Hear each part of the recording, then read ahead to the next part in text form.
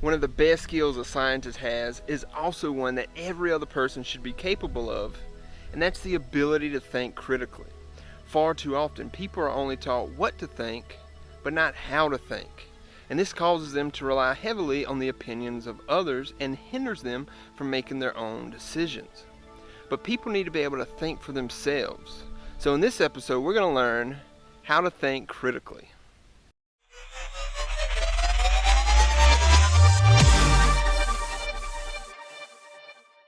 Welcome to The Cool Thing About Science. I'm Matt Parker, and I like to consider myself a critical thinker.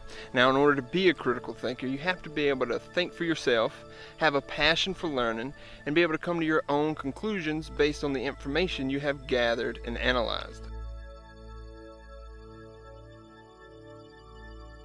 Well, there are many faults that can present themselves when people think. Your thought process can be distorted, biased, and uninformed.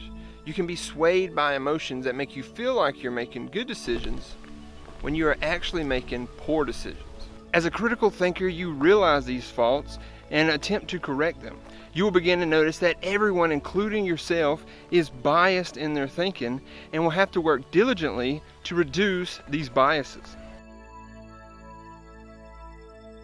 Critical thinking is important to you because you will face many circumstances in your life in which you will need to be able to make an informed decision.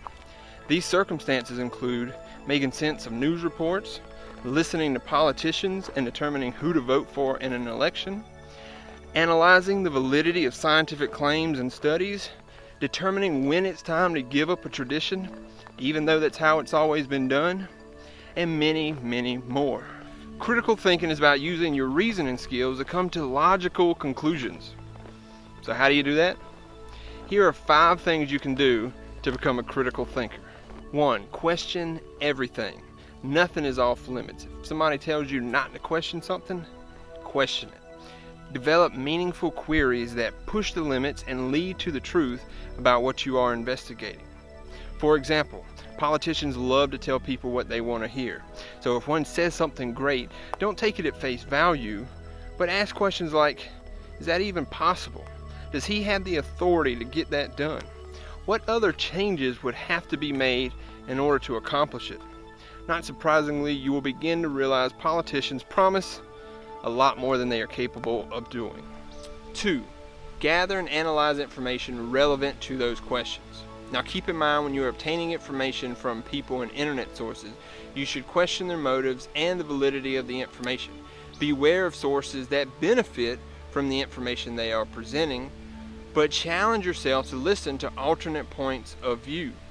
This may make you uncomfortable to begin with, but that's because you're stepping outside your comfort zone, which is a great way to learn. So when you're hearing conflicting information about climate change or GMOs, look at the information from many differing sources. Think about each source and the validity of their claims.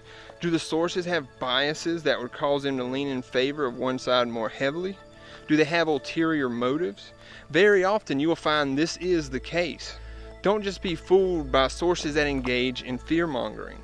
3. Come to a conclusion based on the information that you have gathered and analyzed. Be sure you are taking into account all the data and evidence and not just the information you want to be true or that you agree with. Remember, don't be biased. 4. Keep an open mind and recognize the possibility that prior and current beliefs may be wrong.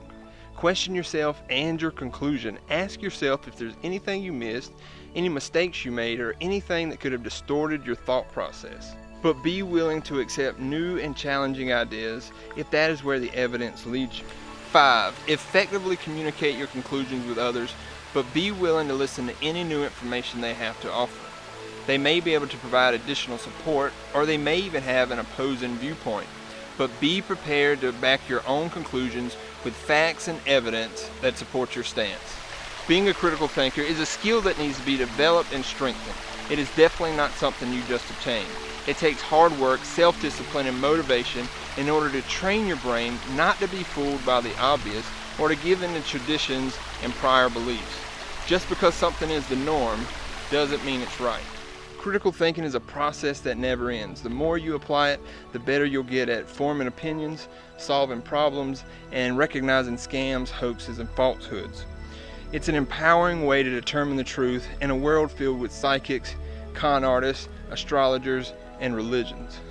The cool thing about science is that scientists use critical thinking in order to learn about the natural world. If you think about it, the techniques used by critical thinkers sounds an awful lot like the scientific method.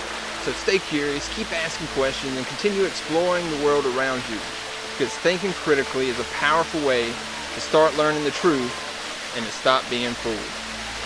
Thanks for watching.